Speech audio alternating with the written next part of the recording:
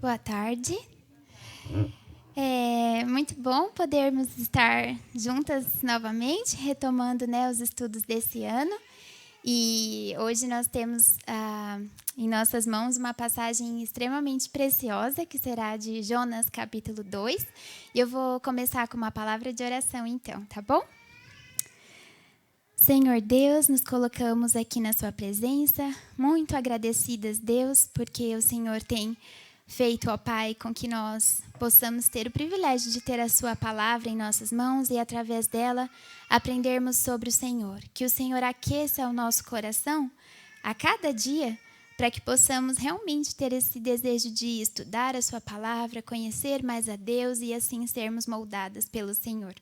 Obrigada por esse livro precioso que tem sido o livro de Jonas para nós. Obrigada, Deus, por esse capítulo 2 em especial que nós vamos estudar hoje. Abra, Senhor, a nossa mente, o nosso coração, para que possamos aprender aquilo que o Senhor tem. É no nome de Jesus que eu louvo ao Senhor e agradeço, Pai. Em nome de Jesus, amém.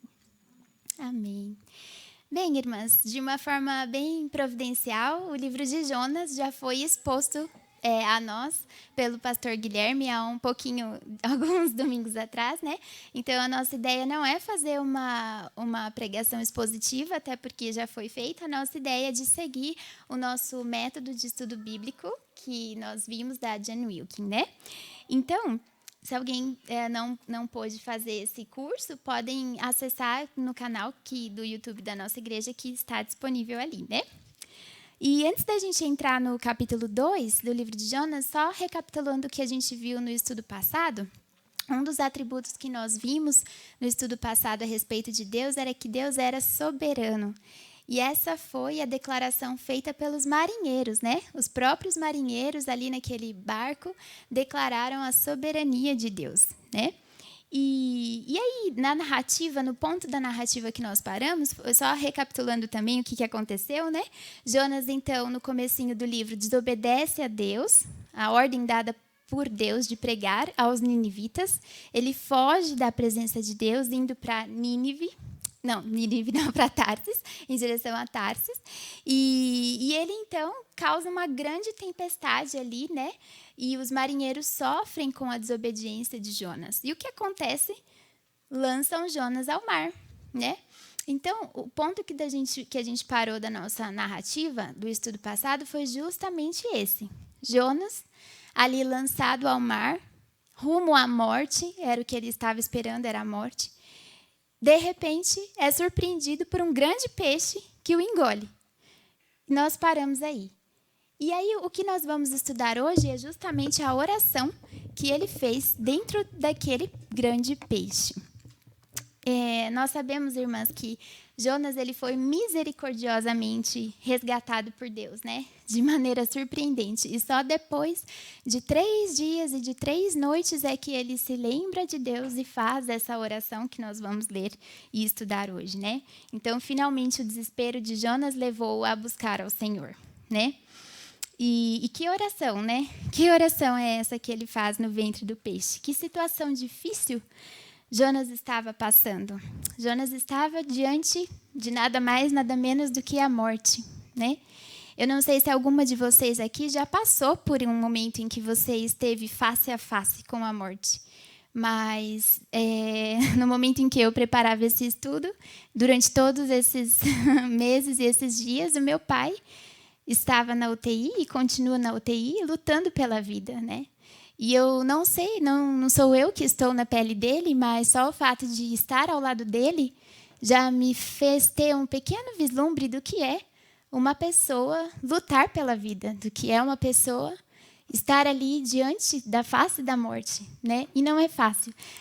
Mesmo nós sabendo que nós temos a fé em Cristo, e Ele também tem, ainda assim a morte para nós é uma coisa enigmática, é uma coisa muito dura, muito difícil de lidar. A gente sabe que o morrer é lucro, mas ainda assim passar por isso que era o que Jonas estava passando não é fácil, né?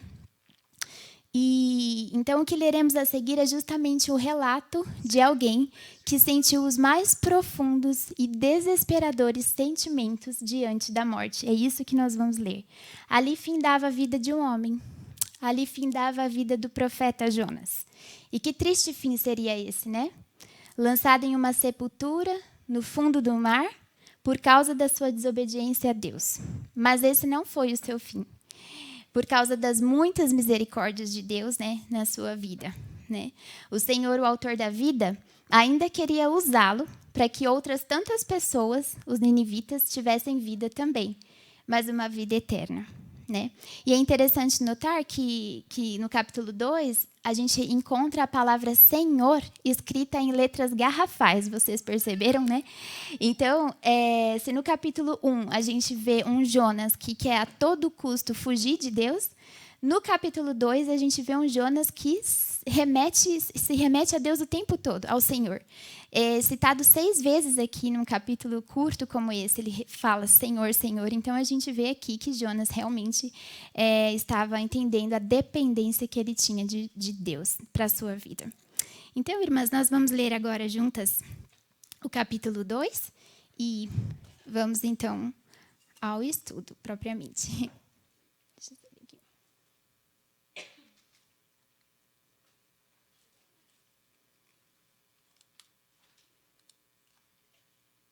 Puxa. Não, tá indo. Alguém sabe mexer? Não é? Acho que não. Ó, enquanto a gente vai ajustando, eu vou ler o capítulo, então, tá bom? Na minha versão Ara.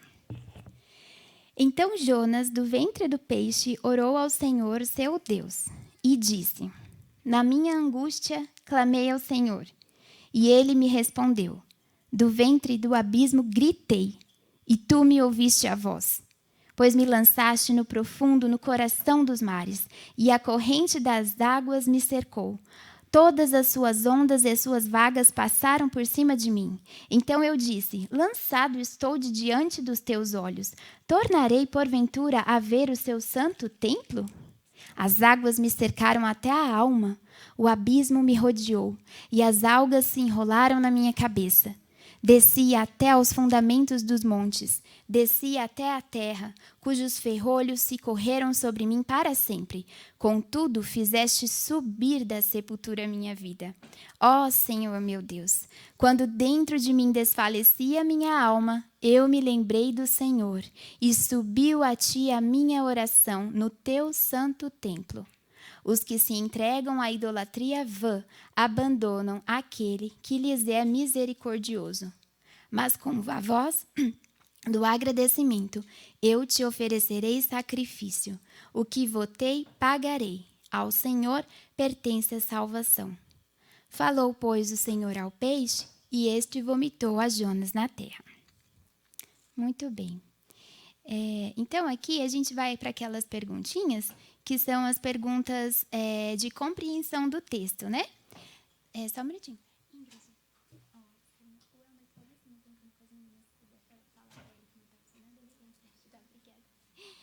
Bom, então vamos lá. O texto contém palavras, frases ou ideias repetidas.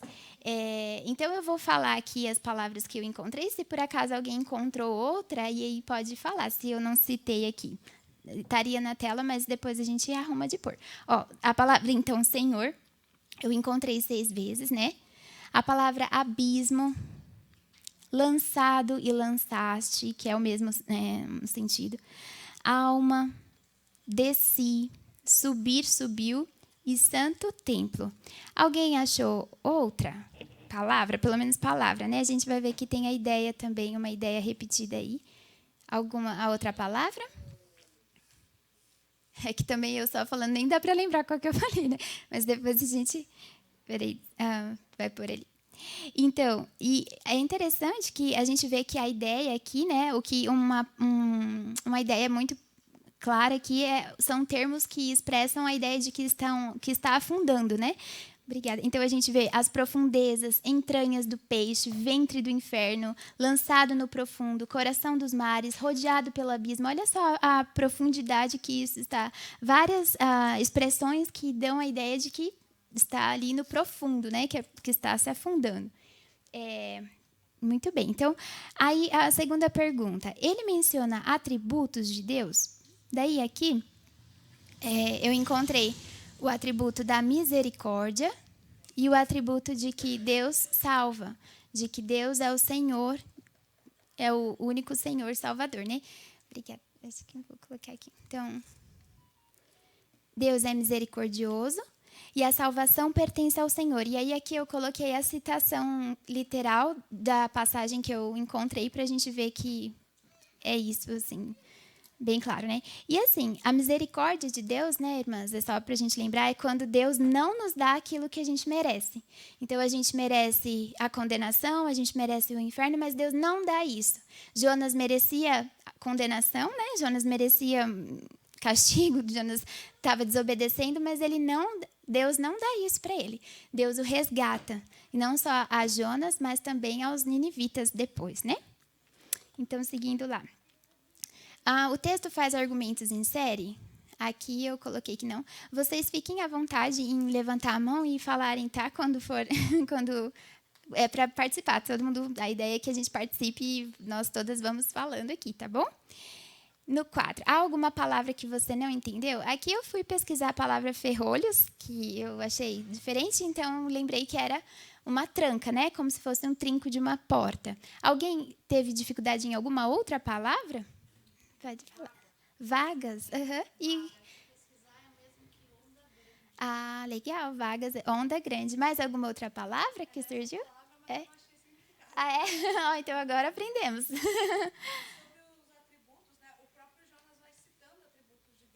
A gente vê Deus agindo, mas ele fala da onipotência de Deus, da onipotência.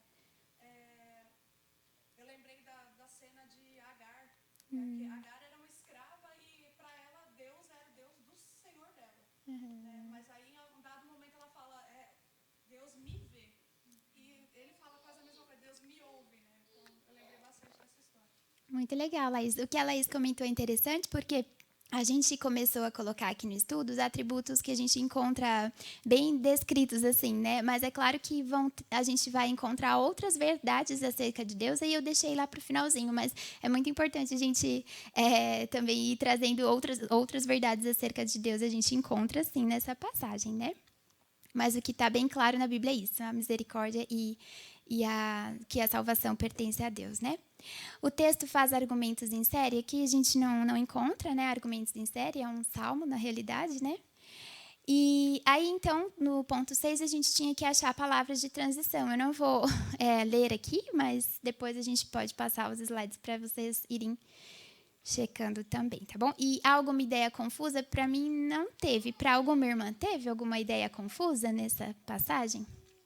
Não? Que bom. Então, tá joia. Então, gente, agora nós vamos para a parte da interpretação, né? Que é quando nós analisamos as referências cruzadas e fazemos a paráfrase e vamos ali estudar um pouquinho nos comentários bíblicos. A minha ideia não é de ser exaustiva aqui nas referências cruzadas, mas não queria deixar de citar algumas coisas importantes e se vocês acharem algo que acham relevante comentar também, vamos comentar aqui para a gente crescer juntas. Então, lá no comecinho, né, no versículo 1, então Jonas, do ventre do peixe, orou ao Senhor seu Deus. Essas foram as referências que eu encontrei, né? Então, tanto Jó, como o salmista, como Jeremias, eles se encontravam em uma situação de extrema angústia, né? Mas em todos os casos, irmãs, eles reconhecem que o Senhor trará o alívio para a alma deles, né? E isso, quando eu comecei a ler esses versículos, eu falei, tá vendo como homens de Deus e grandes homens de Deus passam por sofrimento? Jó, a gente sabe, os salmistas, né? Jeremias. Então, a gente sabe que homens de Deus sofrem. A vida do cristão não é isenta de sofrimento. Se alguém achava que era, é só ler um pouquinho essas citações aí, vai ver que, na verdade, nós passamos por muitas angústias. Mas isso faz parte, realmente, para a gente conhecer profundamente mais a Deus. No mundo tereis aflição, né? Mas Ele nos dá ali o alívio e, assim como Jonas, nós temos a Deus para recorrer em todos os momentos difíceis da nossa vida. Alguém, por acaso, encontrou outra citação que não está aí? Tá. Eu peguei 3. A Shed, usei a Ara e usei a versão NVI. Hã?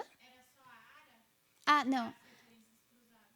Não. Aí foi a Shed, a NVI e a de Genebra. Que... Salmo 120, versículo 1, é quase a mesma coisa. né? Todas elas mostram... Ele me respondeu. Sim, e só uma coisa que eu esqueci de mencionar é que essa oração de Jonas é um salmo, né, de ação de graça. Então, na realidade, ele vai contar que ele estava pedindo por socorro, mas o formato dessa oração é em formato de um salmo. Enquanto os outros capítulos todos aqui de Jonas são narrativas, o capítulo 2 é uma pausa para um estilo muito próximo de salmo, né, de um salmo.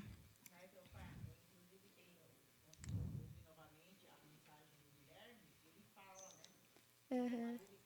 Na verdade, ele já até passou, né?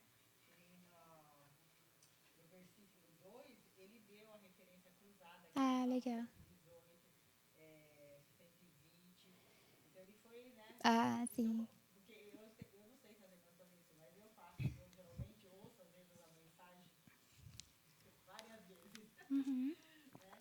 E aí você vai aprendendo. E ele Sim. explicou, né? Então Ah, fica mais sim. fácil pra gente. É uma forma de estudar, né? A gente vê as referências, né? Então, pode falar, Liz. Uhum. Você falou que é um salmo, mas é composição dele, certo? Isso mesmo, é de Jonas. Ele mesmo escreveu, né? E interessante que a Bíblia de Genebra, ela traz, então, um complemento a essa questão. Ela fala assim, que a estrutura é bem característica de Salmo. Então, ele começa com uma petição de livramento, depois ele expõe o problema, depois ele descreve como foi a libertação dele e, por fim, ele louva a Deus pela libertação. É um salmo de ação de graça mesmo, seguindo a mesma estrutura dos salmos de ação de graça, né? Então, tá. Lá no versículo 2, a gente vê, né, a petição dele agora, ó, pelo livramento. E disse: Na minha angústia clamei ao Senhor, e ele me respondeu. Do ventre do abismo gritei, ó só o sofrimento dele, né? E tu me ouviste a voz. É muito, muito forte, né, essa passagem dizendo que Deus ouviu, né, a angústia dele. Então, aí, então, da mesma forma, a gente vê várias referências de homens de Deus achando a solução em Cristo, né? Clamando ao Senhor, clamando mesmo, né? E há uma ordem bíblica para nós muito clara, né? Orai sem cessar. A gente deve, quando a gente está passando por momentos de angústia, batalhar mesmo, né? Com Deus em oração, clamar e Ele pode ouvir o nosso clamor, né? Muito bem. E a gente vê a angústia deles era tanto que em alguns eles falam assim, por exemplo, alguns salmos, né? Lançado, laços de morte me cercaram, torrentes de impiedade me puseram terror, né? Então a gente vê realmente a angústia que tantos homens de Deus passaram aí, né? No versículo 3, a gente vê, ó, pois me lançaste no profundo, no coração dos mares, e a corrente das águas me cercou. Todas as suas ondas e as suas vagas passaram por cima de mim. Eu coloquei em negrito ali a palavrinha, eu esqueci de explicar, né? Lançaste, e aí quais são as referências que fazem com essa palavra, né? Opa, desculpa. E interessante a gente notar, então, que várias dessas referências aí dos Salmos e Lamentações, eles vão usar expressões de que realmente a pessoa também estava se afundando. A gente fala, nossa, quantos Jonas estiveram na mesma situação, que todo mundo está falando que está se afogando, que as águas passaram, mas na realidade a Bíblia descreve isso, que na realidade é uma figura de linguagem, né? Quando a pessoa está ali naquela situação angustiante, é como se ela estivesse sendo vista assim, se afundando no mais profundo do coração do mar. Então, por isso que a gente vai ler ali vários salmos e lamentações descrevendo como se eles estivessem realmente se afogando, porque é uma figura de linguagem mesmo para o desespero tamanho dos homens, né? E Essa era a minha pergunta aqui que eu estava me fazendo. Eu pensei, será que no fundo do mar, será que as águas entravam dentro da baleia para ele sentir as águas se enrolarem, né? Ele vê o turbilhão, né, de águas que se passava por ele, né? sim, de Jonas você fala? Sim, Jonas é literalmente mesmo. Isso, Jonas literalmente ele sentia as algas, ele estava ali. Mas assim, ele sentia, mas ele não viu isso, né? Mas ele sabia, né, que era tudo isso. Agora, o que eu quis dizer é que essas outras referências que falam em salmos e tudo mais, que falam de homens de Deus que também descrevem o sofrimento como se estivessem na água, se enrolando também, é uma expressão para dizer o quanto eles estavam angustiados mesmo, né? Isso. Mas Jonas foi literalmente, né? Muito bem. E Aqui é a mesma citação, só que eu coloquei a palavrinha em destaque ondas, né? E interessante que esse Salmo 42 é aquele tão conhecido, né, que fala que um abismo chama outro abismo, e a ideia nada mais é do que isso mesmo. Olha, um sofrimento às vezes chama o outro. Parece que quando uma pessoa está passando por uma dificuldade, não parece que vão surgindo várias outras? A Bíblia já diz isso. Um abismo chama o outro abismo.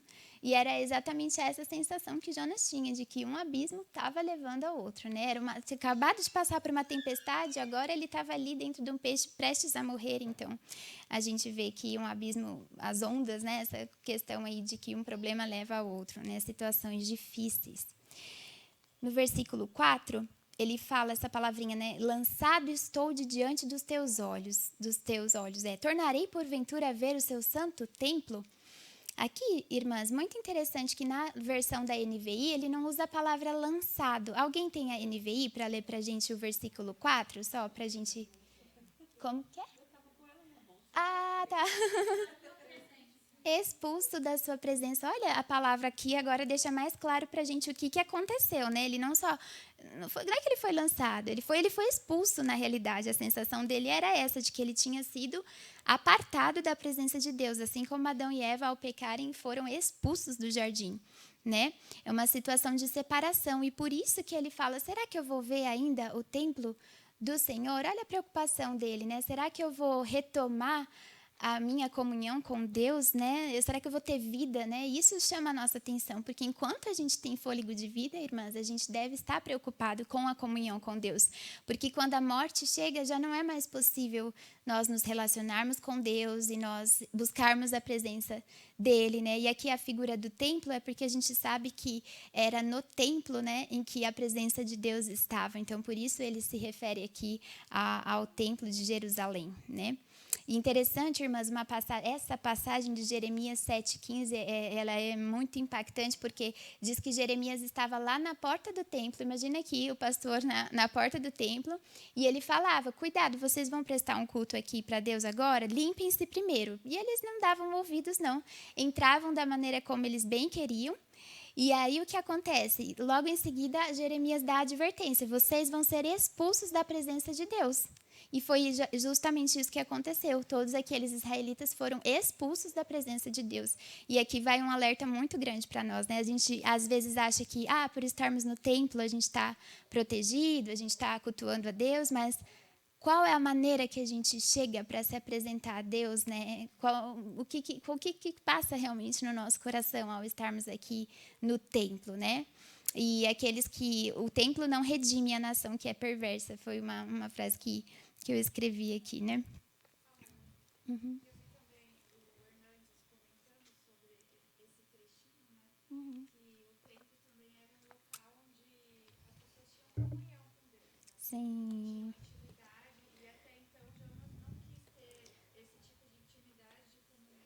Exatamente. E aí ele trouxe à memória o quanto aquilo era importante e ele não deu valor, né? E aí ele questionou, será que eu vou ter essa chance de novo? Tantas oportunidades eu desperdicei. Sim, exatamente. E aí agora ele estava questionando, será que eu vou ter essa chance de poder ter intimidade com Deus de novo? Porque, como foi dito, né? Ele foi lançado, a outra versão que a Cecília falou. Expulso, né? Isso, né? Então ele estava se sentindo assim, como se tivesse acabado as chances dele. Uhum. Então ele estava assim, será que eu vou poder ter esse momento de intimidade com Deus? Sim. Levar minha culpa, era o local onde eles levavam o sacrifício, Sim. perdão, né? Eu acho que ele estava se questionando assim, será que eu vou ter tempo de Deus me perdoar mais uma vez? Sim. Ele está mostrando um arrependimento aqui, né? Mesmo que de forma imperfeita, a gente vai ver mais para frente, mas ele estava realmente arrependido, né?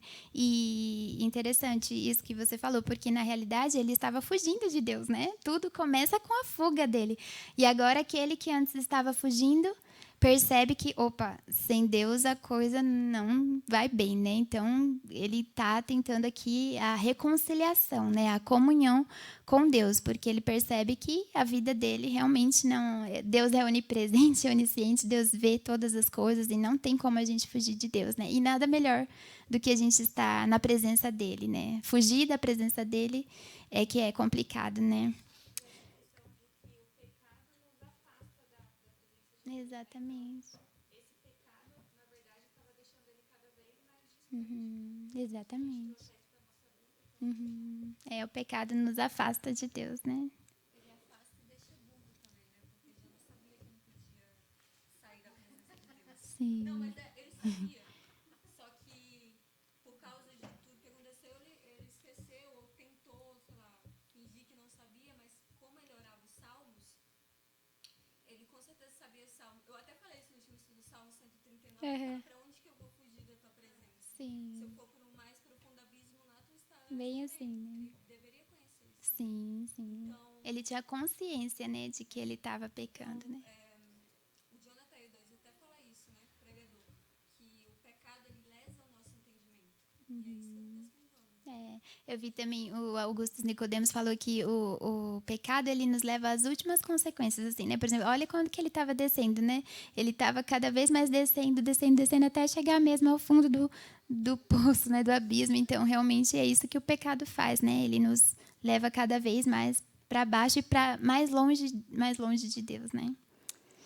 Muito bem. A pergunta é: será que ele fugia da presença de Deus ou ele fugia do que Deus queria que ele fizesse? Dos dois. Então, a Bíblia fala bem claro que ele fugia da presença de Deus, né? Mas isso acontece porque Deus já tinha dado uma ordem, então ele resolveu fugir, né? Vamos ver aqui, ó. Olha só. Veio a palavra, eu estou lendo o capítulo 1, versículo 1. Veio a palavra do Senhor a Jonas, filho de Amitai, dizendo: Dispõe-te, vai à grande cidade de Nínive, clama contra ela, porque a sua malícia subiu até mim. Jonas se dispôs, mas para fugir da presença do Senhor. Viu? Então a ordem veio, ele não quer obedecer a Deus, então por isso ele vai fugir da presença dele, né? Já que veio uma ordem tão dura como essa, eu vou fugir de Deus, né? É. Não importa onde você esteja, né? Ele vai te ver, Deus vai te ver. Eu É. acho que essa noção, essa expressão fugir da presença de Deus, já que Deus é onipresente, ela mais está relacionada com a nossa reação à presença de Deus. Então, quando ele fala fugiu da presença de Deus, ele falou: eu não quero fazer a vontade de Deus. Ele está fugindo da ordenança, já que ele sabe, ele tem noção de que em Tarsis ou no Oiapoque ele vai estar diante da presença de Deus. Então a gente percebe assim que é a questão da burrice, né? A pessoa está sendo lesa na consciência, como a Sara explicou, mas também é aquela deliberação. Lembra o texto de Hebreus, né? É uma pessoa que conhece, ela sabe de Deus, ela não é ignorante a respeito dele, e deliberadamente ela fala: eu vou fazer o contrário. E também, ao mesmo tempo, é a noção de que ele sabe quem Deus é. Ele tem noção de que se ele está indo para Nínive, Deus vai fazer alguma coisa importante lá. Porque tanto que a reclamação dele, eu sabia, ele reclama que Deus é misericordioso depois. E a gente precisa, então, deixar isso bem claro, né? Ele fugiu fisicamente, mas ele fugiu também espiritualmente, porque quando a gente vê, a gente percebe que ele se demora a orar, né, de certa forma, porque olha, ele passou ali pelo aquele navio e ele não orou em nenhum momento. Na realidade, ele até quis, né, pode me lançar que a morte me espera e, né? Então assim, ele realmente, a gente vê, né, nos comentários bíblicos falando que, poxa, ele de certa forma demorou para orar. Então ele realmente não estava querendo a comunhão com Deus, ele queria fugir tanto fisicamente como espiritualmente mesmo. Ele estava afastado assim de Deus, né? Pelo que a gente entende das Escrituras. Pode. Muito com o que a Laís falou, a gente tem que pensar que quando Jonas falava isso, apesar dele saber que Deus estava em todos os lugares, para o judeu, antes da vinda de Jesus, o lugar de habitação de Deus era o Templo. templo. Então, eles sempre relacionavam a presença de Deus com o templo. Por isso que ele fala que tornarei porventura a ver o teu santo templo, porque ele sabia que Deus era onipresente, mas o lugar simbólico da presença de Deus era geográfico. Quando a gente lê isso, para nós é muito diferente. A gente provavelmente faria uma oração adaptada para aquilo que Jesus cumpriu por nós. O santo templo de Deus é o nosso coração, é o povo de Deus reunido, seja lá onde for, né? Então a gente tem que também pensar, ler esse texto com os olhos de Sim. E o fato dele querer ir para Tarsis, né, uma nação completamente diferente, também mostra, né, isso, que ele realmente queria fugir da presença de Deus, né, porque ele estaria longe do templo, né, ele estaria em uma nação pagã, idólatra, e onde um cristão não gostaria de estar, né, muito provavelmente. E aí, pensando na questão que quando ele está lá No abismo? No navio. Deus ali no péssimo testemunho, né? Porque tudo acontecendo, Sim. todos clamando, né? E ele caladinho, quietinho, Sim. dormindo. Uhum. Então, outra maneira de distanciamento. Sim. Uhum. Até as pessoas falam, você não vai clamar ao seu Deus, né? Eles que lembram ele de que ele tinha um Deus e que... Sim, é verdade. Herança de Adão um pouco, né? Porque Adão, quando comeu, não foi lá se esconder. Uhum. Isso é herança de Adão, né? De querer fugir da presença de Deus também. Aí, é de novo o versículo 4, mas agora a palavra tornarei, que eu queria dar uma luz aqui. Quando a gente vê na passagem de 1 Reis 8, né, vai falar sobre a consagração do templo de Salomão, só que aqui ele deixa bem claro que a habitação de Deus não se limita a um espaço físico, né? Vai dizer, então, que Deus está em todos os lugares. Então, só uma lembrança para nós da importância da gente saber que Deus, né, está em todos os lugares. E também essa de Salmos 5:7 eu achei tão bonita e eu vou citar para vocês, diz assim: porém, eu entrarei em tua casa pela grandeza da tua misericórdia, e em teu temor me inclinarei para o teu santo templo. Então, esse versículo ele nos faz lembrar que o fato de podermos entrar na presença de Deus, né, é um ato de grande misericórdia, e que nós não devemos entrar de qualquer modo, mas com temor e reverência. É isso que esse salmo nos adverte, né? Então, a leitura desse salmo, aqui, o 6. Eu desci até aos fundamentos dos montes, a terra me encerrou para sempre com seus ferrolhos, mas tu fizeste subir a minha vida da perdição, ó Senhor, meu Deus. Versículo 6, então, aqui tem a descrição, eu coloquei, né, a descrição da libertação. Ele está contando para a gente como que se deu, né, a salvação dele, a libertação, né?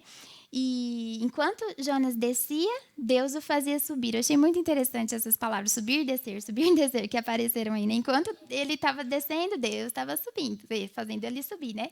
E isso me fez lembrar da história de Lázaro, da história da filha de Jairo e tantos outros que Deus fez. Então, ele estava morrendo, prestes a morrer.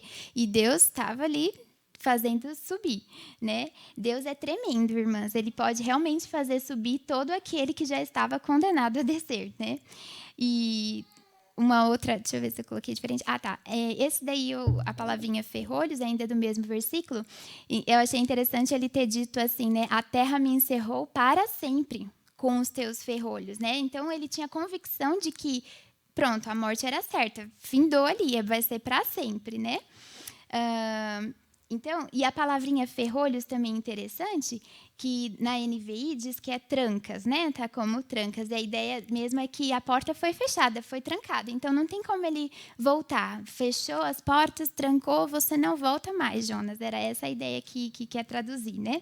E é interessante na passagem tão conhecida de Mateus 16:18, que fala, né? Pois também eu te digo que tu és Pedro, e sobre essa pedra edificarei a minha igreja, e as portas do inferno não prevalecerão contra ela. Essa expressão portas do inferno também se refere à morte, como se dizendo, está trancado, não vai prevalecer sobre você. Então, Jesus queria dizer aqui que a morte não vai ter domínio sobre as pessoas, né? Jesus quer dizer que a morte não vai prevalecer. E foi isso que Jonas vivenciou também, né? E deixa eu ver só se eu... Mais uma ainda do versículo 6, que eu... Deixa eu ver se eu coloquei aqui. Tá. Tá. Tem uma citação que eu coloquei ali, irmãs, em especial, que eu queria só destacar, que é... tá. Isaías 38:17. Olha só o que diz ali. Eis que foi para a minha paz que tive grande amargura. Mas a ti agradou livrar a minha alma da cova, da corrupção, porque lançaste para trás das tuas costas todos os meus pecados. Olha que versículo, irmãs. Eis que foi para a minha paz que tive grande amargura, mas a ti agradou livrar a minha alma da cova da corrupção, porque lançaste para trás das suas costas todos os meus pecados. Que versículo precioso, né? Então, esse é um cântico de Ezequias, um dos reis de Judá. Então, comparativamente, o que a gente vê aqui é a comparação da história principal da Bíblia, né? A história da redenção. Então, Deus colocando nas costas todos os nossos pecados, aquele fardo pesado que a gente não consegue carregar, e Ele, então, é quem carrega por nós e nos livra e nos liberta. Então, é muito interessante ver esse versículo aqui, né? Que foi isso também que Jonas sentiu, todos os seus pecados sendo libertos e ele perdoado por Cristo, né? Por Deus. No versículo 7... quando dentro de mim desfalecia a minha alma, eu me lembrei do Senhor, e subiu a ti a minha oração no teu santo templo. Alguém sabe o significado de desfalecia? Alguém pesquisou? Ou se sabem falar? Desmaiar, enfraquecer, né? Então, enquanto ele estava ali, né, enfraquecendo, a alma dele, ele se lembra do Senhor, né? Então, algo mais poderoso ali, ele fala, né? Subiu a ti a minha oração. Então, enquanto ele descia, algo muito precioso subia, que era a oração dele, né? Sim. Então, enquanto ele via, né, a alma dele desfalecendo, quando tudo parecia impossível, quando tudo estava dali, a morte se aproximando, algo precioso subia na presença de Deus, que era a oração, né? E como a oração é importante, irmãs. Como a gente não deve negligenciar o poder da oração, porque ela realmente tem muito poder, muito mesmo. E ela pode fazer subir da sepultura aquele que estava condenado a descer, né? E lá no versículo 7 ainda, a gente vê a citação também. Deixa eu ver se eu coloquei para cá. Olha, nesse versículo 7 eu ainda achei essas outras referências sobre a palavrinha lembrei. E esse Salmo 77, muito lindo também, ele fala assim, esqueceu-se Deus de ser benigno? Ou na sua ira terá ele reprimido as suas misericórdias? Né? Muito legal esse versículo, porque a gente acabou de ler ali que Jonas se lembrou do Senhor. E, em contrapartida, Deus nunca esquece de ser benigno, né? Então, olha que bênção, irmãs. Quando a gente, às vezes, está vivendo a nossa vida distante de Deus, aí a gente se dá conta, lembrei de Deus. Nossa, agora vou orar aqui que eu lembrei de Deus.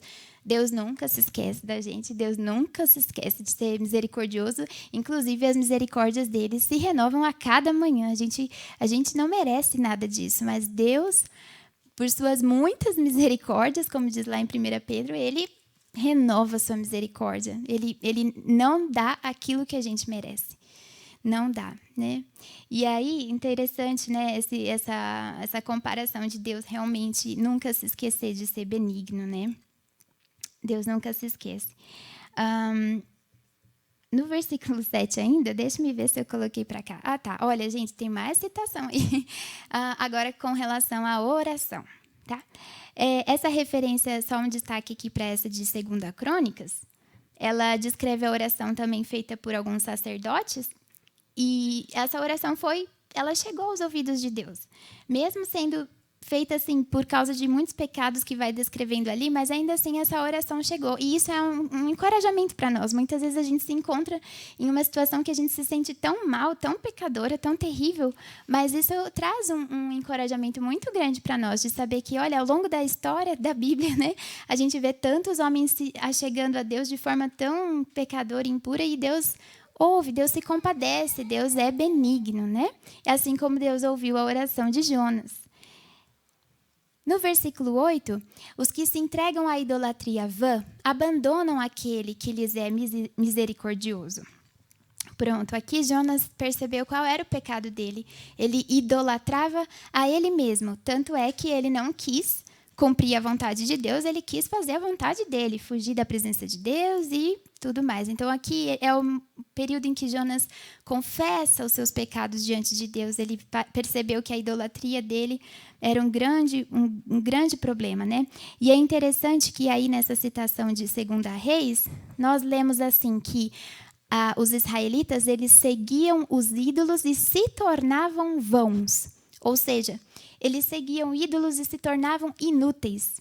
Uma vez eu já ouvi falar que as pessoas são aquilo que adoram. Não sei se é uma frase de... Mas eu achei interessante, porque realmente, olha, eles adoravam ídolos vãos e eles estavam se tornando vãos. Né? À medida em que nós temos um Deus poderoso, misericordioso e nós o adoramos, nós nos tornamos como Ele também. Né?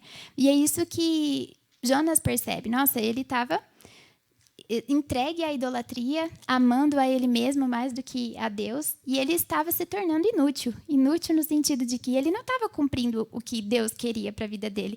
E olha só o perigo que a gente corre quando a gente idolatra tanto a nós mesmas, né? A gente idolatra tanto a nós mesmas e aí nós corremos esse risco também de nos tornarmos inúteis diante de Deus, né? A nossa vida se torna vã, porque ao invés de estar cumprindo e obedecendo ao chamamento de Deus para a nossa vida, nós estamos lá fugindo de Deus, adorando a nós mesmas e fazendo a nossa vontade, né? Nos tornamos inúteis também. Aqui nesse versículo, eu tive bastante dificuldade para entender, porque parece uma frase solta da oração dele. Parece que a gente está em Salmos e de repente ele pula para Provérbios. E uma coisa que me ajudou muito aqui foi ver essa frase em várias versões diferentes. Sim. Então eu deixei escrito aqui, posso ler? Pode. Na ACF, os que observam as falsas vaidades deixam a sua misericórdia. Eu estava lendo nessa, eu não estava conseguindo pegar a ideia de Jonas, né? Aí depois a arte, os que observam as vaidades vãs deixam a sua própria misericórdia. Na Ara, os que se entregam à idolatria vã abandonam aquele que lhes é misericordioso. Na os que adoram ídolos vãos abandonam aqueles que lhes é misericordioso.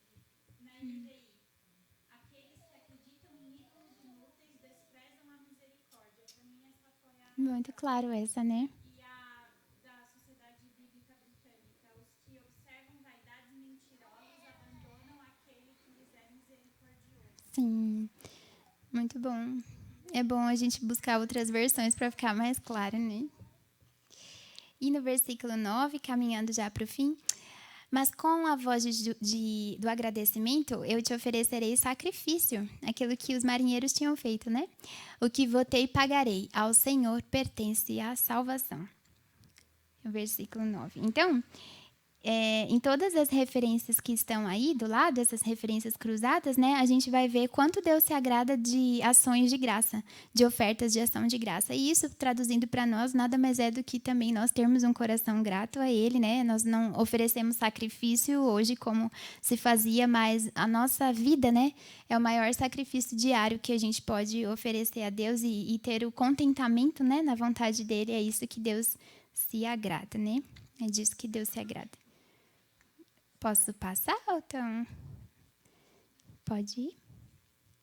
E aí, com relação à palavrinha pagarei, também a ideia de que a Bíblia deixa muito claro, né, que aquilo que é votado tem que ser cumprido, né? Se você faz um voto a Deus, você tem que cumprir. Então, aqui são passagens, essas aí de Jó e Eclesiastes, que também mostram sobre a seriedade que envolvem o ato de fazer um voto a Deus, né? Nós não sabemos ao certo o que ele falou, provavelmente que ele iria obedecer, né?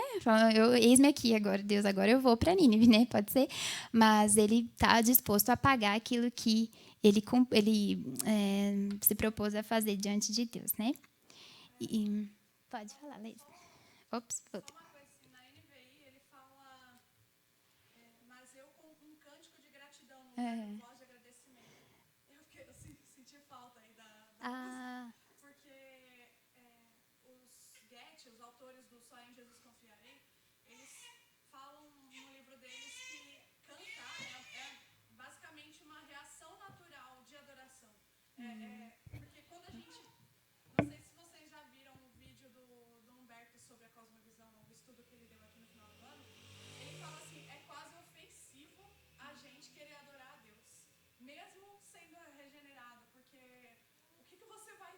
em troca. Né? E mesmo assim, a gente tem essa reação, mesmo quando a gente é afinado ou não, independente de conhecimento técnico na parte da música, mas a gente sente uma necessidade de reagir como agradecimento. Né? A gente recebeu uma bênção, Deus olhou para nós, a nossa salvação Ele nos deu. O que a gente faz? Né? Toda a vida. E em parte desse toda a vida entregue a Ele vai em forma de canção. Isso, muito bem. E é nesse versículo 9 que a gente encontra, então, o estilo, né, de salmo de ação de graça, porque que é o momento em que ele declara mesmo essa gratidão explícita a Deus. Muito obrigada, Deus, por o Senhor ter me resgatado a minha vida do fundo do abismo, né, ter me resgatado da morte. Eu estava com a voz de agradecimento, né, cantando jubiloso ao Senhor por esse livramento, né.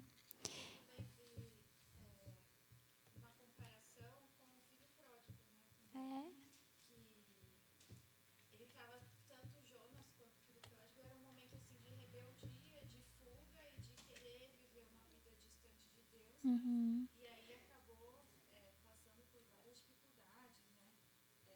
Lugares de sombras, né? Até coloquei aqui, de angústia profunda, solidão, até que se viu nessa situação e entendeu que a única forma dessa situação ser restaurada era se reencontrando com Deus. Sim, muito bem lembrado, legal, muito bom. Mais alguém tem algum comentário desse versículo? A minha referência cruzada do Novo Testamento, que eu achei bem legal, que estava na Bíblia de Estudo do Matthew Henry, citando Hebreus 13:15. Porque para Jonas seria realmente um sacrifício, né? Sim. Ia levar para o tempo um bichinho e tal.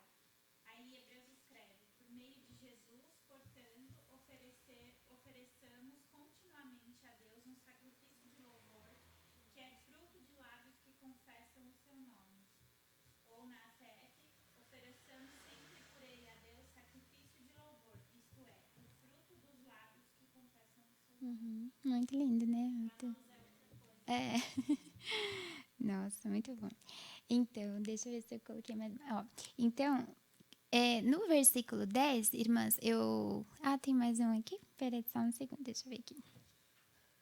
Se eu coloquei algum comentário. Tá.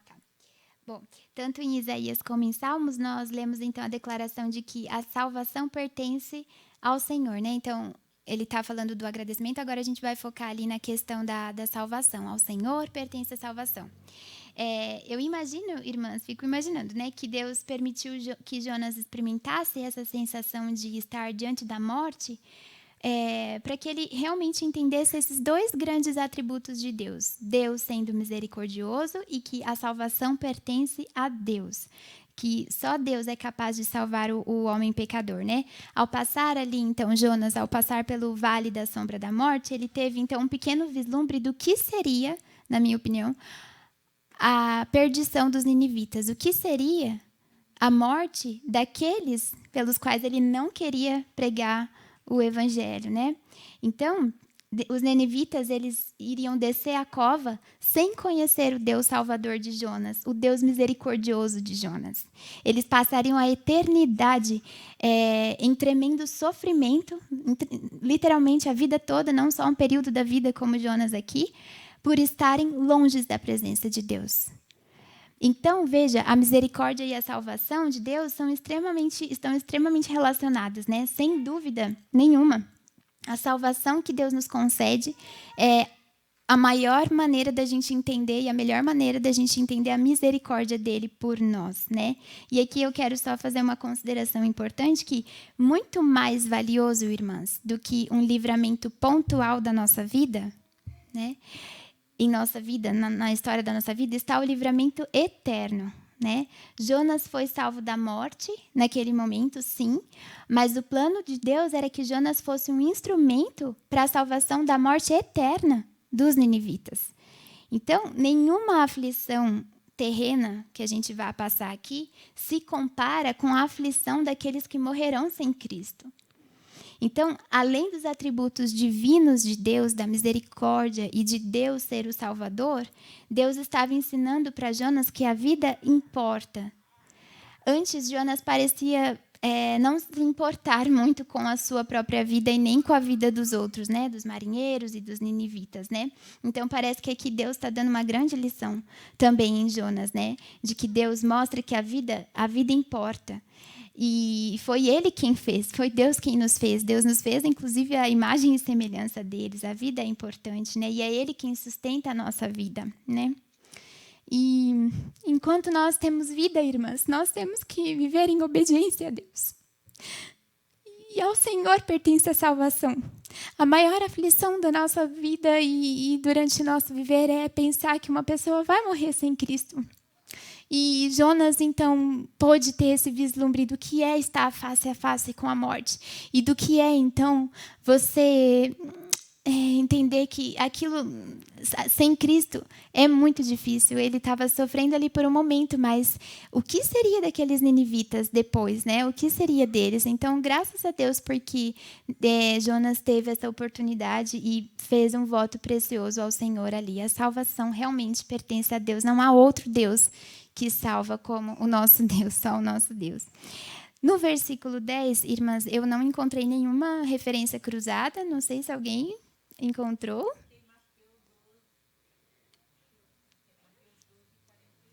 Ah, é?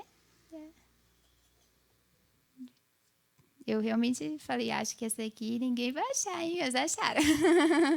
Esse versículo.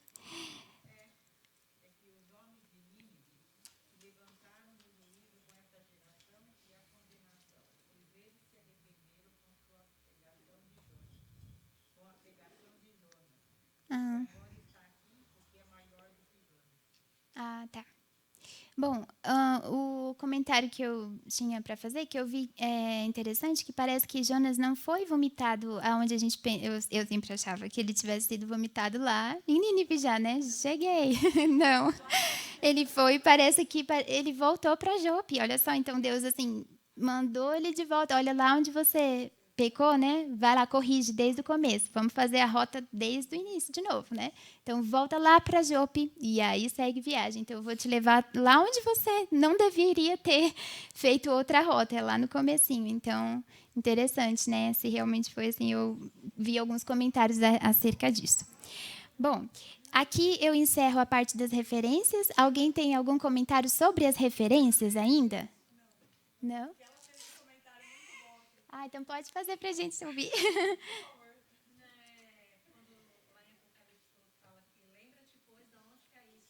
Olha só. É interessante, né? Olha só. O interessante é que de tanta gente estudar dessa forma, fazendo referência, depois automaticamente a gente começa a fazer também, né? Igual ela ligou o filho pródigo, você ligou com o Apocalipse. É interessante, né? Por isso que é bom a gente estar conhecendo. Quanto mais a gente conhece a Bíblia, mais a gente é capaz de fazer essas ligações e são muito proveitosas, né? Pode. Eu vou... É agora, a gente vai para agora, tá bom? Agora... bom, a paráfrase, irmãs, assim, quando a gente escreve da maneira como a gente entendeu o texto. Eu não vou ler a minha aqui, vai ficar muito exaustivo, depois eu mando para vocês, tá bom? E agora a gente vai para... tá. Alguém conseguiu encontrar mais algumas outras verdades acerca de Deus nessa passagem? A Sara tinha, né, Sara? Pode falar. É um outro atributo. Um outro atributo. Tipo, não tá igual de misericórdia e salvação, mas é que Deus é imutável. Uhum. Quando Jonas ele ora os salmos, ele está se apegando às promessas de Deus. Então ele confiava que Deus ia escutar a oração dele, porque Jonas sabia que ele é imutável, que Deus é imutável. E um atributo de Deus, né? Quando a gente está passando por situações assim complicadas, a gente se apegar a essas promessas, se apegar aos salmos. Ele tinha certeza, a oração mostra que ele tinha certeza que Deus ia salvar ele ali, porque ele sabia que Deus é fiel a ele mesmo, sendo ele imutável. Muito bom. Mais alguma outra verdade sobre Deus vocês notaram nessa passagem? Esse último versículo, eu acho que o que mais ficou claro quando fala que ele vomitou, o peixe vomitou Jonas, era que Deus é um Deus de recomeço, né? Como você falou, que voltou lá, Sim. mas ele está dando uma oportunidade, né? Sim. Porque, na verdade, é como a gente viu assim, a baleia não foi assim um castigo, mas na verdade foi um livramento. Exatamente. E isso é um ponto importante, né? Porque as pessoas veem a baleia como um castigo. Ó, tá vendo? Vai ficar 3 dias aí, viu? Não, na verdade é um ato de misericórdia.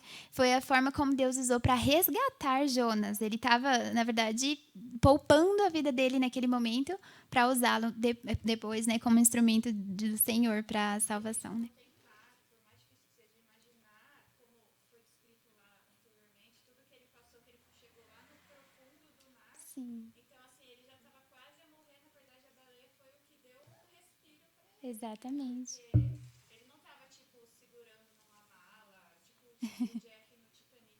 Ele estava, na verdade, pedindo para, assim, tentando sobreviver. Tentando buscar um Exatamente. fôlego para não morrer ali. E a baleia, na verdade, foi essa Um livramento, né? misericórdia de Deus. E aí, a partir do momento que ela gosta em Jonas, eu sei que para mim o que ficou mais claro é Deus dando uma segunda chance. E isso acontece com a gente o tempo todo, né? Sim, sim. Por mais cabeçada que a gente dá e por mais desobediente, É. Deus, pela misericórdia dele, sempre dá uma oportunidade da gente recomeçar. Sim. E o poder de Deus, né? Como ele domina a própria criação dele. Porque se a gente está falando de um bicho enorme que Sim. engoliu um homem, Deus planejou a rota desse bicho, que esse bicho comeu e aonde ele ia cuspir essa pessoa. Uhum. E imagina que a gente fala do sofrimento de Jonas, mas imagina o sofrimento do peixe também, né? De ter alguém ali na barriga dele, não devia ter sido fácil também, né? É. Coitada da. Nenhuma passagem é à toa, né? É. Nenhuma passagem é à toa, mas você fala, Deus mandou. Sim. Exatamente. É o poder de Deus, né? E a Uhum. rota dele, ele tava lá, ele viajou e aí ele voltou pro mesmo lugar para cuspir um homem. Sim, Deus tem muito poder. É. Ah, e uma coisa interessante que eu tô lembrando quando teve a exposição de Jonas aqui, é que o Guilherme lembrou a gente algo muito importante, que é um pouco dos dois, né? O livramento, ao mesmo tempo, a mão de Deus Sim. castigando, Exatamente. entre aspas, porque na nossa vida também é assim, né? Quantas vezes a gente peca, a gente cai, a gente se afasta das leis de Deus, e Deus, como uma forma de nos punir, Sim. nos envia talvez um sofrimento e ao mesmo tempo aquilo que vai nos livrar, porque se ele nos abandonasse nos nossos próprios pecados e a gente se sentisse confortável com o nosso pecado e não sofresse com ele, a gente estaria cada vez mais distante de Deus. E o fato de que Deus nos disciplina como um pai amoroso, nos traz de volta, a mão dele dói muitas vezes. Mas essa mão que nos esmaga é a mão que nos livra também, nos livra da morte. Exatamente. Esse é um ponto. Uhum. Sim.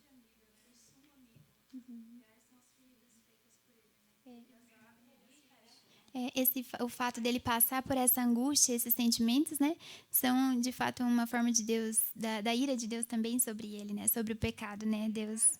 Sim, é um livramento e uma punição também, né. Eu coloquei aqui, ó, no versículo 3, que Deus pune o pecado, também foi uma punição, né. Ah, a Cecília ia falar alguma coisa? Eu acho muito importante o que a Sara falou, porque eu não tinha conseguido colocar nessas palavras, mas para mim uma das coisas mais peculiares desse capítulo é a ordem dos versículos. Porque na nossa lógica pragmática, esse versículo deveria ter sido o primeiro.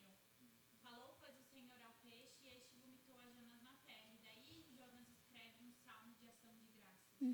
Mas é o oposto. Jonas escreve um salmo de ação de graças sem saber que ele vai ser vomitado do peixe. E eu acho que para nós esse é o maior desafio.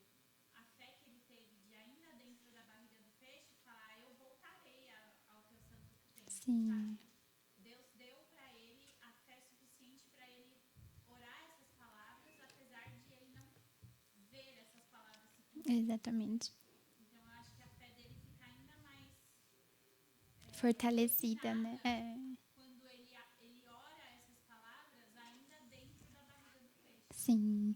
E olha, irmãs, eu vou falar uma coisa para vocês. Esses dias todos, para mim, tem sido em que meu pai tá, né, no hospital e tudo, ali lutando pela vida. E essa questão da fé é uma questão que tem me incomodado muito. E aquele versículo, né, de Mateus 17 é o meu lema de manhã, de tarde e de noite, né? Falando que se a gente tiver a fé de um tamanho de um grão de mostarda, nós realmente podemos transpor montanhas. E apoiada nisso que nós começamos mesmo, eu, meus irmãos, né, minha família, a orar e falar: que fé é essa? Que Deus é esse? Deus pode tudo.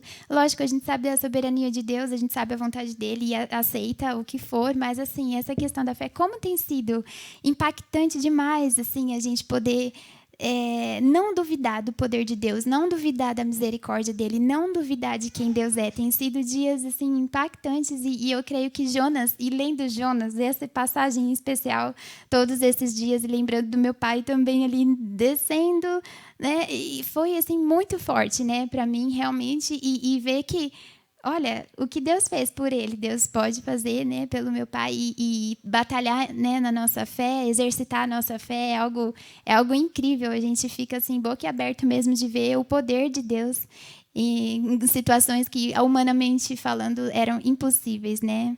É muito precioso. A gente tem um Deus muito, muito grande, né? E muito bem, irmãs. Eu coloquei assim de outras verdades acerca de Deus que eu aprendi. A primeira delas é que Deus ouve o clamor dos seus filhos. É uma verdade clara aqui.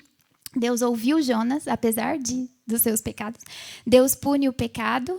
É uma outra verdade que eu peguei ali do versículo 3. E Deus é o autor da vida e da morte. Essa é uma verdade que ficou bem clara ali também na leitura desse texto. É Deus quem dá a vida e tira a vida, né? Ele quem comanda. Muito bem. Irmãs, agora a gente vai para a parte mais importante mesmo, que é a aplicação. Todas são importantes, mas é que essa parte da aplicação é o ponto que a gente coloca um espelho. Agora é a hora que a gente se vê no espelho e fala: pronto, temos aqui a exposição feita, tantas coisas que nós aprendemos, mas e agora? O que a gente vai fazer diante de tudo isso? E eu confesso que essa parte foi a parte que eu mais clamei a Deus por misericórdia também, porque eu sei que eu preciso muito melhorar em tudo isso. Bom, a gente faz a aplicação assim, vendo a visão de Deus, a visão do eu e a reação. Essa foi a que eu fiz, mas depois, quem quiser compartilhar, que fez também, pode compartilhar, claro. A visão de Deus, né, foi o primeiro atributo que nós vimos. Deus é misericordioso. A visão do eu coloquei: eu tenho dificuldade em ser misericordiosa. E a reação, tudo bem, eu sei que eu tenho dificuldade em ser misericordiosa por ser pecadora, né? Mas o que eu faço diante disso, né? E aí eu lembrei algumas coisas, né? Por ser Deus misericordioso, se eu confessar o meu pecado, Deus é fiel e justo para me perdoar. Então, irmãs, não é para a gente viver, né, aquela profunda tristeza, amargura: eu sou pecadora, não vai dar certo, Deus não me ama, Deus desiste. Não, se a gente... Há esperança para quem tem um arrependimento, para quem se arrepende. Então, Deus é misericordioso. Ele não nos dá aquilo que a gente merece. Então, que a gente se apoie nessa verdade como uma verdade preciosa sobre a misericórdia dele. E por ser Deus misericordioso, eu tenho a oportunidade de viver em comunhão com ele, né? Se nós estamos aqui no templo, se nós não devemos viver sentindo culpada o tempo todo. Nós temos um Deus que é misericordioso, ele nos perdoa, e não só nos perdoa, como nos dá o privilégio de entrarmos na presença dele, apesar de não merecermos nada disso, né? E aí, outro ponto: tenho sido misericordiosa também com as pessoas ao meu redor? E aí eu coloquei filhos e marido no núcleo mais próximo, que às vezes a gente vai lidando no dia a dia e fala: mas tá bom, eu sei que Deus é misericordioso e todos os atributos de Deus precisam ser vistos na minha vida porque eu sou a imagem e semelhança de Deus. E será que as pessoas me veem, ou será que eu mesmo percebo que estou sendo misericordiosa para com as pessoas? Então, alguém em casa, né? Vamos começar em casa, que a coisa fica mais difícil. Depois, não sei, né? Em casa, eu tenho paciência, eu quero retribuir sempre o mal com o mal. Então, as pessoas fazem maldades para mim, eu vou lá e faço pior ainda. Ou eu sou misericordiosa, eu perdoo. No serviço, na igreja, como que eu reajo diante das pessoas? Eu sou misericordiosa? Eu demonstro graça, amor, perdão com as pessoas? Então, lembre-se que você tem um Deus que é misericordioso e por isso você deve agir dessa forma também com as pessoas mais próximas e com as pessoas mais distantes também, né? Alguém colocou algo sobre Deus sendo misericordioso e algumas outras reações ou visão do eu. Alguém quer compartilhar com a gente aqui?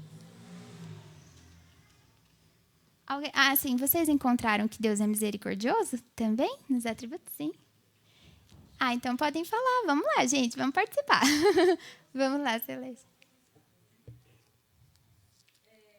A minha irmã fez uma cirurgia, né? Segunda-feira. E foi uma cirurgia bem, assim, delicada. Sim.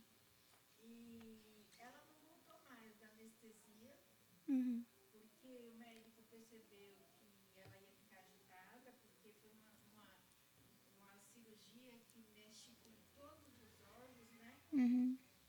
E eu fui visitá-la na quarta-feira e o médico, ele foi assim, bem realista. Ele falou para mim, ele falou assim, olha, a sua irmã, a situação dela não é boa. Uhum.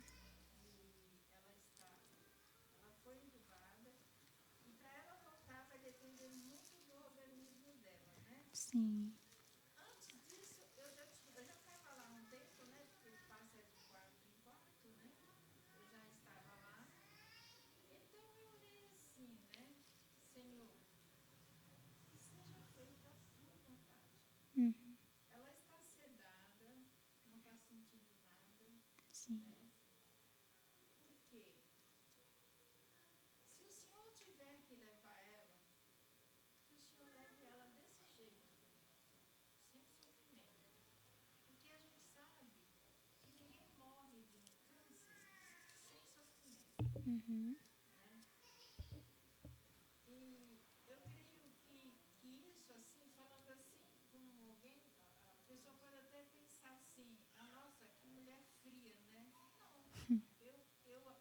eu acho que isso é misericórdia, é lugar de misericórdia. Sim. Porque ninguém quer sofrimento de ninguém, eu Sim. jamais, de ninguém. E muito menos de uma pessoa que é o meu sangue, né? Que é a minha irmã. Mas ontem o médico voltou a falar, né? Ela mexeu com a boca, eles estão voltando ela, né? Tirando o sedativo porque ela está em coma induzido. Sim. E ela mexeu a boca e hoje, até o final do dia, para ela voltar. Eu ainda não tive resposta de hoje, né? Sim. Que seja feita a vontade de Deus. É triste, é dolorido? É muito triste. Porque a gente fica naquelas lembranças boas que tivemos no passado, né? O sentimento de perca ninguém quer. Essa é a verdade, né? Morte é uma coisa certeira para todos. Sim. Mas não tem esse que não sofra, Sim. né? Então, é isso. Misericórdia. Sim. A gente deve desejar a misericórdia, né? A gente vê os habitantes lá, né, de Petrópolis, tudo. Mas no nosso núcleo mesmo, a gente deve começar aqui, né? Ter misericórdia pelo próximo, mas a começar aqui, né? Com os mais próximos também, né? Mais alguém quer comentar algo sobre a misericórdia de Deus?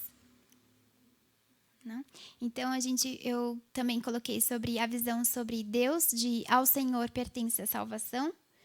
A visão do eu. Eu não sou capaz de salvar a mim mesma e nem as outras pessoas. Essa fica uma verdade evidente aqui, né? E aí, qual a nossa reação diante disso? Que a salvação só pode ser encontrada em Deus, jamais em outro ser. Não tem salvação em nenhum outro Deus, né? Depois, saber que Deus salva a alma daquele que se arrepende traz paz, segurança e esperança aos que nele têm fé, né? E, por fim, eu tenho anunciado a salvação? O que tem me impedido de proclamar o evangelho, né? Porque, claro, é Deus quem salva, mas ele vai salvar por meio da pregação da palavra. E a pregação da palavra vem por uma pessoa. Alguém vai ter que se dispor a falar, como Jonas fez. Então, a gente vê essa verdade e fala, nossa, que bom, Deus salva.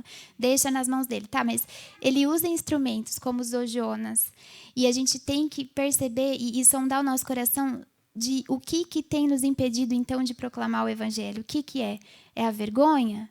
É o comodismo? O que é? Se nós temos tão grande salvação, o que nos impede de proclamar, então, às outras pessoas esse evangelho que salvou a nossa vida? E aí eu fiquei pensando, da mesma forma como Jonas se via idolatrando a ele mesmo, sendo alguém que só pensava nele mesmo, eu penso que muitas vezes a gente também age assim com relação à salvação. A gente está sendo idólatra também, porque a gente está vendo o nosso benefício, a gente está tranquila, mas e o outro? Né? A gente também tem que confessar isso diante de Deus, se essa é uma realidade em nossa vida, de estarmos idolatrando tanto a nós mesmas, né, que nós não temos misericórdia pela pessoa do nosso lado e nós deixamos, né, de pregar o evangelho para ela. Então, que essas duas verdades, irmãs, sejam verdades que falem ao nosso coração ao longo dessa semana.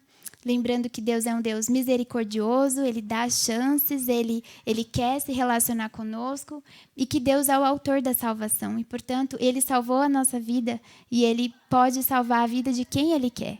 Né? Deixa eu só ver assim. Bem, então é isso. Pode falar, Sarinha. Pode.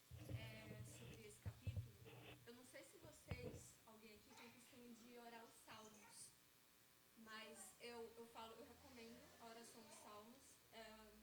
Experimente orar os salmos, é algo muito bom para o nosso momento devocional e é algo que os cristãos antigamente faziam. Até no século I era comum. Então, tipo, isso que Jonas fez era algo muito comum, orar os salmos.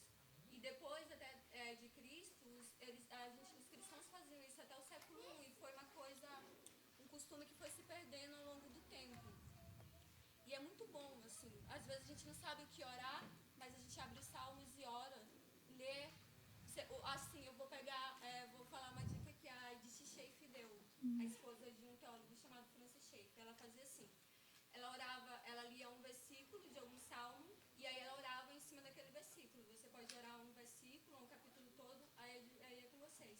Mas experimentem orar os salmos, ajudam muito nos meus momentos devocionais. Colocar isso no meu dia a dia. Muito bom. Comentário sobre isso, aí eu usei a Bíblia do Matthew Henry, né? E daí ele comenta assim, porque como a gente viu, né? Jonas cita literalmente as mesmas palavras de Davi, né? No Salmo. Aí ele escreve assim: se já houve um caso singular entre os homens, certamente o de Jonas o foi.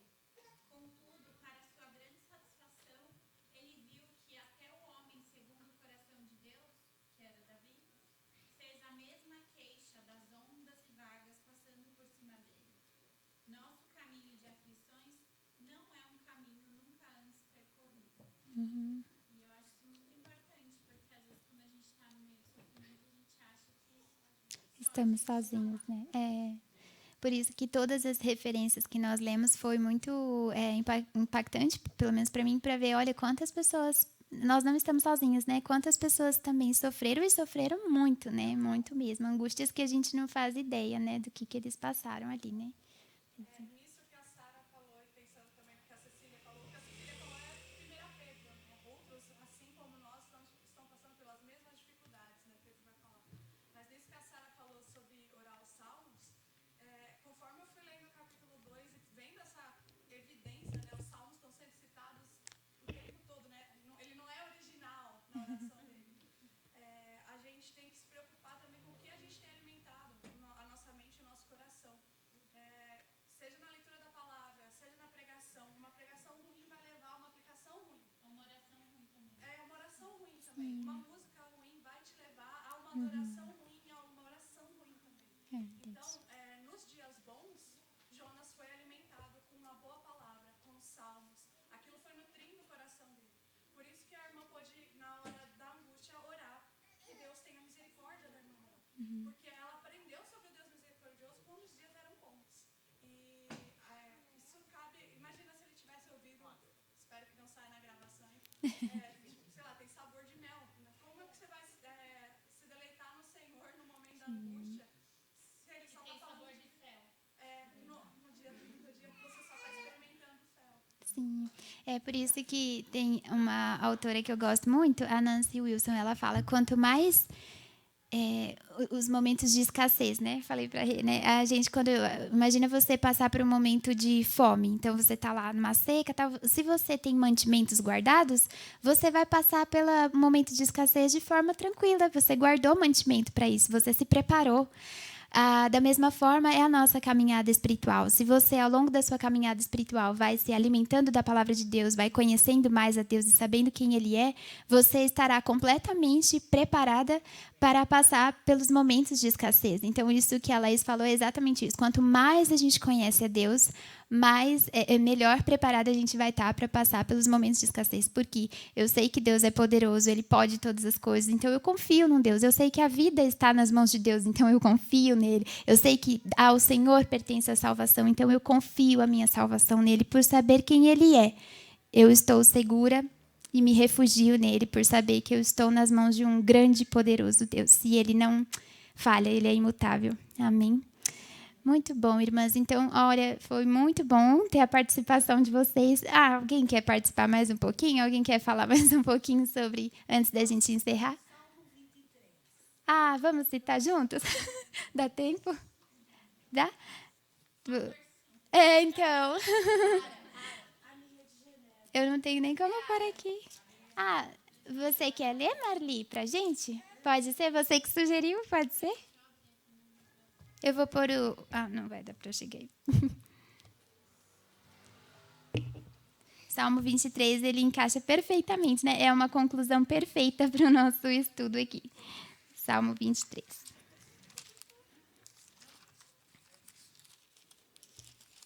Marli, quer vir aqui para falar? Ler daí? Tá bom.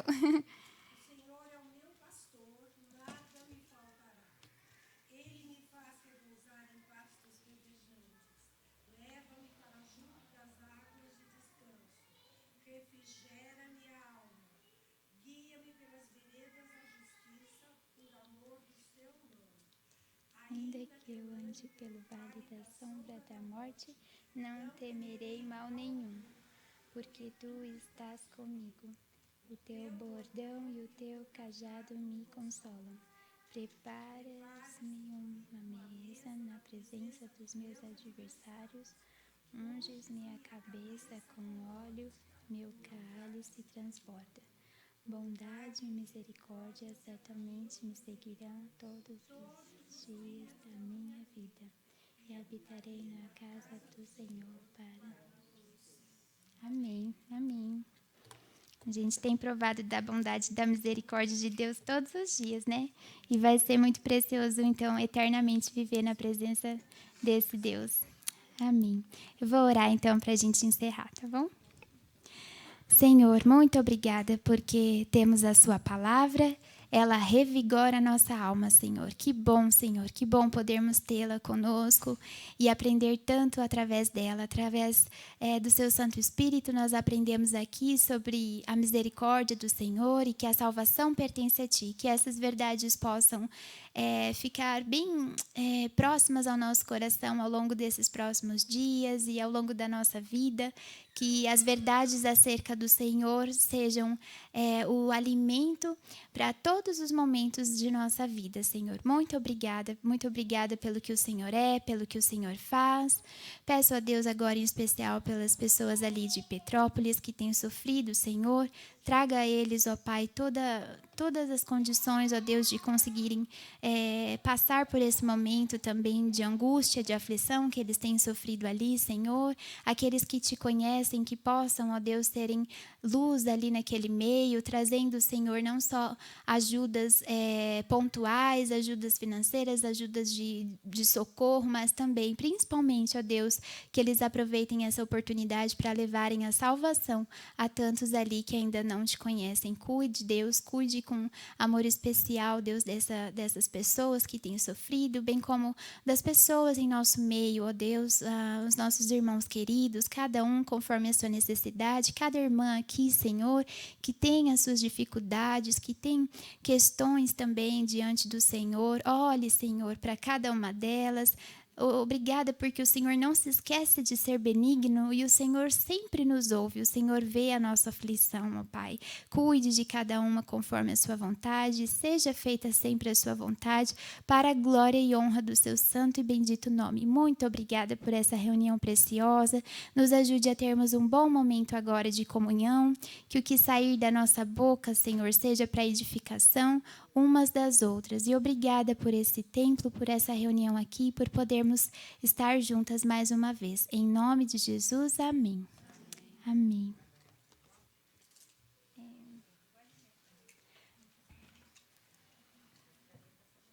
Agora a gente vai ter um momento ali fora para ter comunhão, tá bom? E o próximo estudo, então, vai ser no 3º sábado do mês, assim como todos os outros, tá bom? E a gente vai estudar Jonas, o próximo trechinho. Aí, tá bem?